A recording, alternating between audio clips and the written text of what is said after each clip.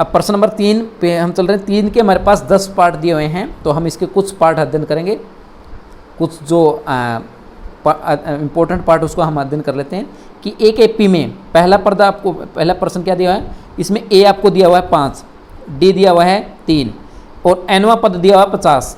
तो हमें एन और एस एन का मान ज्ञात करना है। तो एन और एस एन क्या है, यानी एन पदों की संख्या और एस एन उनका जोड़ हमें चाहिए। जहाँ nth पद यानी कि अंतिम पद क्या दिया हुआ आपको 50 दिया, तो हमें ए एन का मान ज्ञात करना पड़ेगा। तो ए एन कितना दिया हुआ है आपको 50।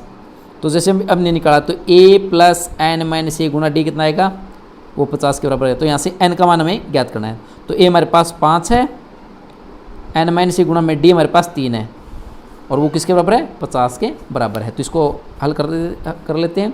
तो एन माइनस ए गुना में 3 कितना आएगा, ये 50 माइनस 5 उसमें से घट जाएगा, ये 5 इधर था उधर जाके घट जाएगा, तो 50 उसमें से 5 जाएगा 45। तो एन माइनस 1 का मान कितना आएगा, 45 बटे में ये जो गुणा में 3 एन माइनस 1 तो भाग में चला जाएगा। तो एन माइनस कितना आएगा 15। तो एन माइनस 1 बराबर 15, तो एन बराबर कितना आएगा, ये 1 उधर जाके जुड़ जाएगा, तो एन बराबर है 16। यानी एपी में कुल कितने पद हैं, 16 पद हैं और एन तो हमने निकाला था 16। अब एस एन ज्ञात करना है, एस एन हमें ज्ञात करना है। तो एस एन क्या आएगा, एस 16 यानी 16 पदों को जोड़। तो 16 बटे 2, 2 गुणा में ए कितना मेरे पास 5 प्लस 16 में से 1 जाएगा 15 गुणा में डी हमारे पास कितना है 3। तो 2a प्लस एन माइनस गुणा में डी, इस सूत्र में हमने इसको रखा। तो ये 8 आ जाएगा क्योंकि 2 एकम 2, 2 8 16, 8 और गुणा में 5 दूनी 10 और 15 3 45। तो ये कितना है 8 गुणा में 15 और 45 कितना है 55 और 55, 8 पंजे 40, 4 8 पंजे 40 और 4 44। तो ये हमारे पास एस एन का है। तो हमने एन का मान क्या, यानी कि जब प्रथम पद सारांतर और कोई भी एक पद दिया गया हो तो हम उस पद का नाम कि कौन सा पद ये एन का मान हम ज्ञात कर सकते हैं और उनका जोड़ हम ज्ञात कर सकते हैं। कैसे, एन में यहाँ से हमने एन का मान 16 निकाला और फिर 16 पदों का जोड़ का सूत्र लगाते हुए हमने निकाला। दूसरा और तीसरा पार्ट इसी तरह आप स्वयं कर लेंगे। अब चौथा पार्ट हम कर रहे हैं। एक एपी का तीसरा पद 15 और 10 पदों का योग 125 दिया हुआ है। तीसरा पद 15 है और 10 पदों का योग 125 दिया हुआ है। तो डी का मान और ए 10 और 10वां पद ज्ञात कीजिए, जिसका 10वां पद ज्ञात कीजिए और डी और ए 10 में ज्ञात करना है। तो तीसरा पद कितना दिया हुआ है 15। तो तीसरा पद किसी भी एपी का क्या होता है, ए प्लस 2d, क्योंकि ये पद है। तीसरा पद होता है ए प्लस 2d जो कि कितना दिया हुआ है 15 के बराबर दिया हुआ है। तो ये पहला समीकरण आपके पास आ गया। और एपी के 10 पदों का जोड़ एस 10 का मतलब होता है जो ए 10 है वो 10वां पद है और एस 10 है 10 पदों का योग। तो इसमें सूत्र लगा देते हैं। तो एस 10 का सूत्र है 10 बटे 2 यानी एन बटे 2, 2 गुणा ए प्लस एन यानी कि एन में से 1 गए तो 9 गुणा में डी, वो किसके बराबर दिया 125 के बराबर दिया। तो 2 एकम 2, 2 पंजे 10। तो एस 10 यानी 10 पदों का जोड़ कितना आएगा 10 बटे 2, 2 गुणा ए प्लस एन माइनस 1 यानी 9 गुणा में डी बराबर कितना दिया 125 के बराबर। तो यहाँ से इसको हल कर लेते हैं। तो 2a प्लस 9d किसके बराबर आएगा, ये जो 10 2 पंजे 10, 5 गुणा में तो 5 कहाँ जाएगा इसके भाग में। तो 132 बटे 5 ये कितना आ जाएगा 25 के बराबर है। यानी कि a प्लस 2d किसके बराबर है 15 के बराबर है और 2a प्लस 9d किसके बराबर आ गया 25 के बराबर। तो इनको आपस में हल कर लेने पर तो पहले समीकरण में a का गुणांक 1 है, d का गुणांक 2 है। दूसरी में a का गुणांक 2, d का गुणांक 9 है। तो पहले समीकरण को किससे गुणा कर देते हैं 2 से गुणा कर लेते हैं। तो क्या बनेगी पहले समीकरण 2a प्लस इसको 2 से गुणा करें तो 2 दूनी 4d बराबर 15 दूनी 30। ये पहला समीकरण। और दूसरा समीकरण हमारे पास है 2a प्लस 9d बराबर है 25। इन दोनों को हल करने पर विलोपन विधि से तो घटाने पर माइनस माइनस माइनस, क्योंकि हमें a और d का मान ज्ञात करना है। तो 2 से 2 कट जाएगा, 4d में से 9d जाएगा -5d और 30 में से 25 आएगा तो 5। तो d का मान कितना आ जाएगा यहाँ से, तो d बराबर है 5 बटे ये -5 कहाँ जाएगा भाग में। तो यानी d कितना आ गया हमारे पास -1। यानी AP का जो सारांतर है वो कितना आ गया -1। अब निकालना हमें 10वां पद। तो 10वां पद क्या आएगा, AP का 10वां पद क्या आएगा, तो 10वां पद आएगा a प्लस n-1 गुणा में d यानी a प्लस 9d। तो a हमारे पास कितना है वो हमें ज्ञात करना पड़ेगा। तो जो कि हम यहाँ से d का मान -1 अगर इस समीकरण में रख दें, समीकरण नंबर 1 से तो ए का मान हम यहाँ कितना आएगा, डी का मान -1 रखेंगे तो -2 जब उधर जाएगा +2 तो 15 और 2 17, यानी प्रथम पद कितना आ जाएगा 17 प्लस 9 गुणा में डी कितना है -1। हमने क्या किया, जो डी का मान -1 है वो इस यहाँ पे समीकरण नंबर 1 में रखा, तो -1 रखोगे तो a + 2 की -1 से गुणा -2, ये जब -2 उधर जाएगा तो +2 हो जाएगा, 15 और 2 17, यानी प्रथम पद कितना जाएगा 17 और सर्वंतर कितना -1। तो इसको हल कर लेते हैं, 17 - 9 तो 17 में से 9 जाएगा तो कितना बचेगा 8। अतः एपी का 10वां पद कितना है 8 और प्रथम पद कितना हमारे पास 17 और सार्वंतर कितना हमारे पास -1।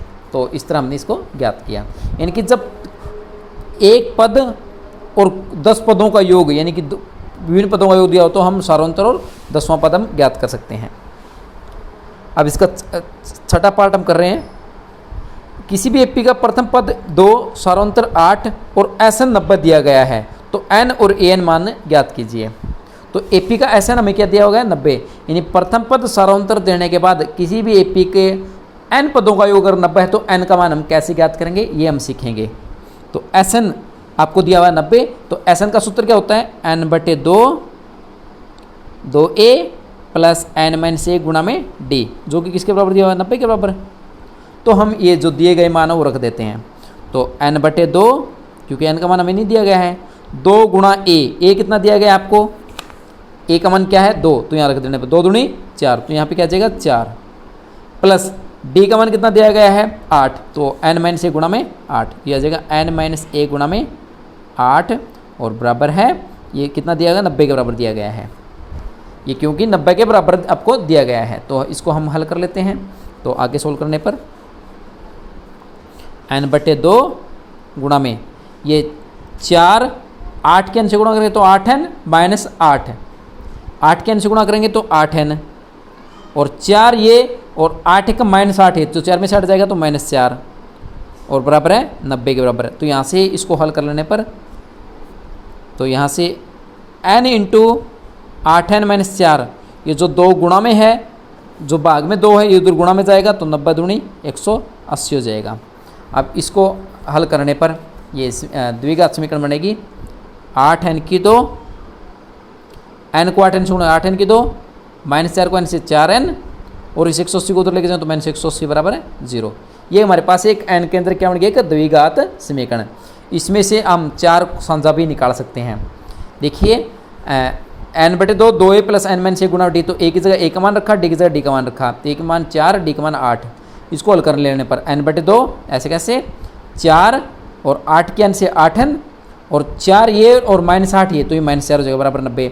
ये 2 गुणा से भाग से गुणा में चलाएगा तो 90 दूनी 180, तो N की 8N से 4 गुणा कितनी आएगी 180, तो 8N के N से N की 8N की 2, N को 4 से 4N और 180 को उधर लेके जाएंगे तो -180 बराबर है। ये एक द्विघात समीकरण है। अब इसमें 4 संख्या पड़ा है, इसको 4 से भाग करने पर तो कितना बनेगा ये 2N की 2, इसको 4 से भाग करने पर, इसको 4 से भाग करने पर -N आ जाएगा, इसको 4 से भाग देने पर -45 बराबर है 0।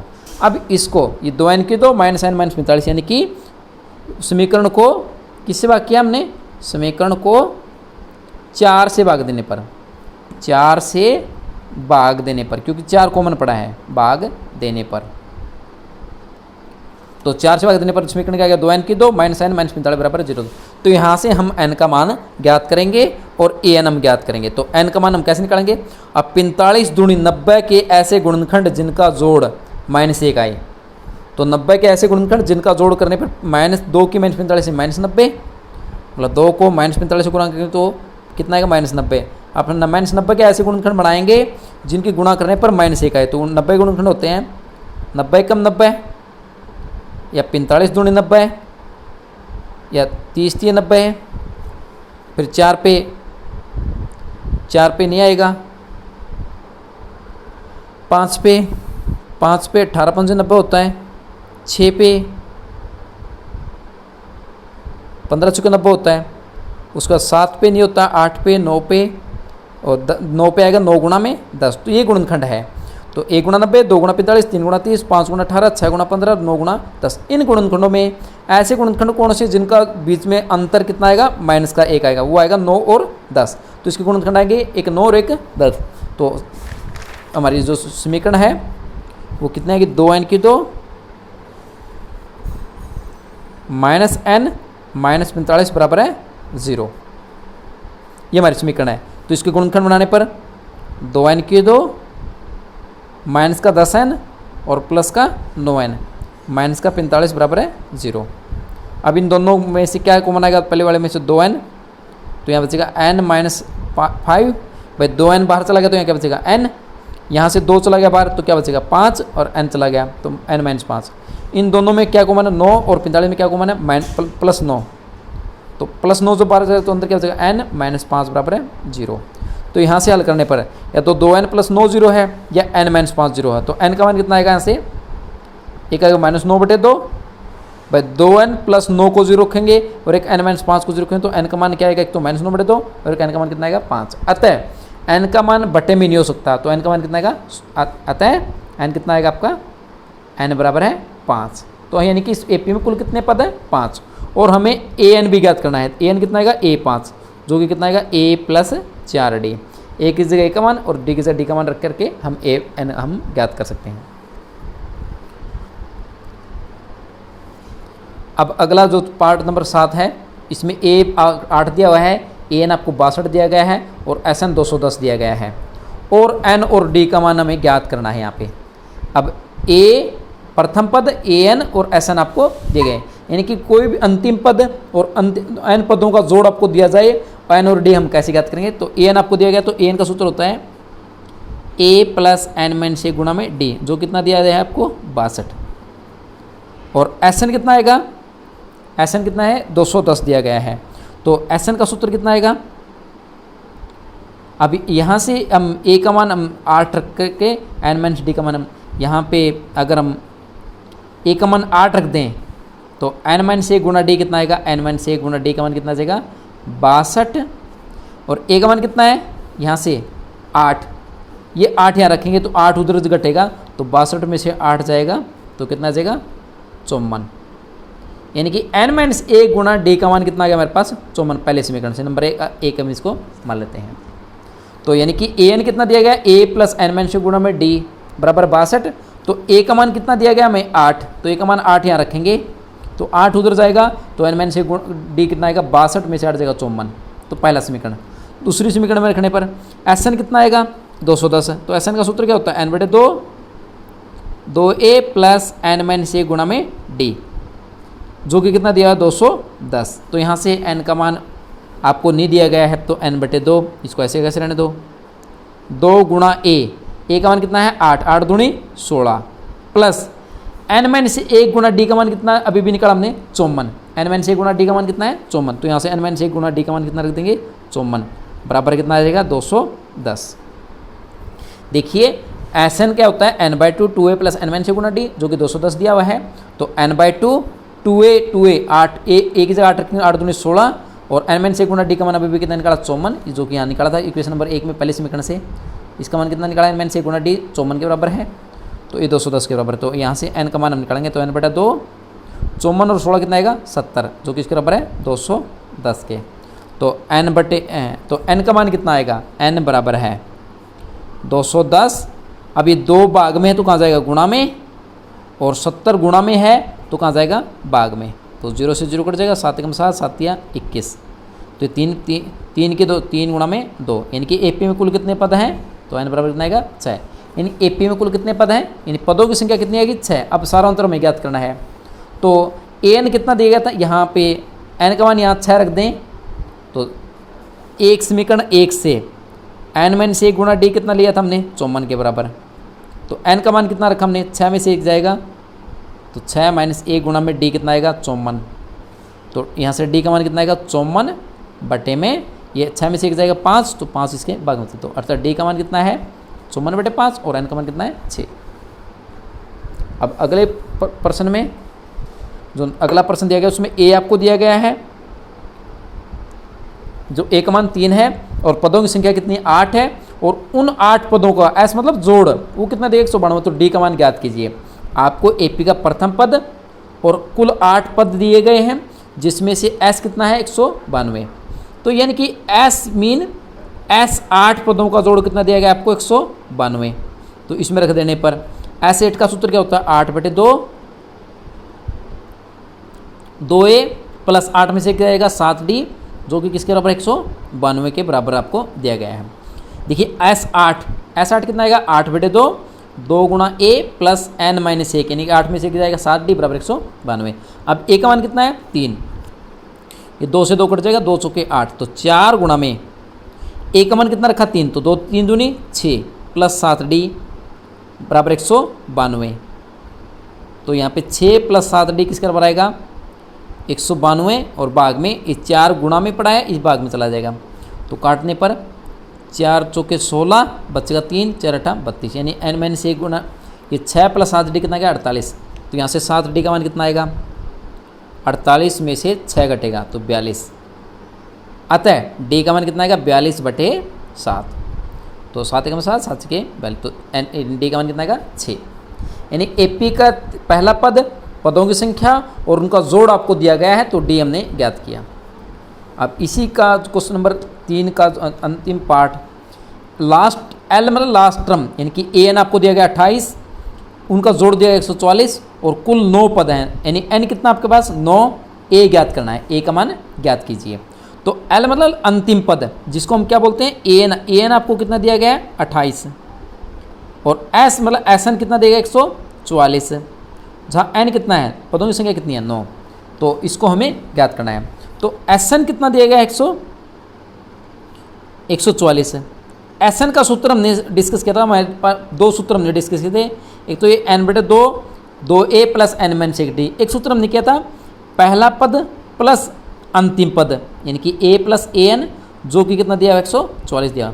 हमने AP का 2 हमने किए थे कि एक तो n/2, 2A प्लस n-1 गुणा D, दूसरा सूत्र हमने किया था n/2 पहला पद प्लस अंतिम पद बराबर 144। तो यहाँ पे हम इसका मान रख देते हैं। तो n का मान कितना है 9, तो 9/2, पहला पद हमें ज्ञात करना है, प्लस AN कितना दिया गया है आपको 28, जो अंतिम पद कितना है 28, तो ये रख देते हैं 28 बराबर 144।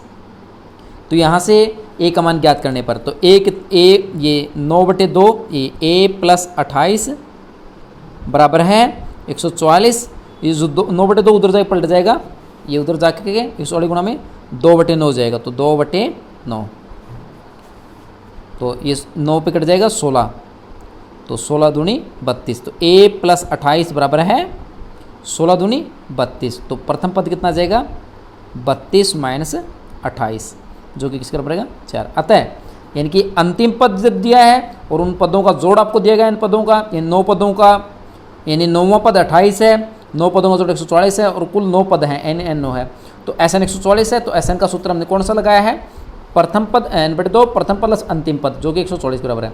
n का मान 9/2, A प्लस और अंतिम पद हमारे पास 28 बराबर 144, तो A प्लस 28 ये 9/2 उधर जाए पलट जाएगा 2/9, तो A प्लस 28 32, तो ये कितना आएगा 4 के बराबर है। आज के लिए इतना ही, धन्यवाद।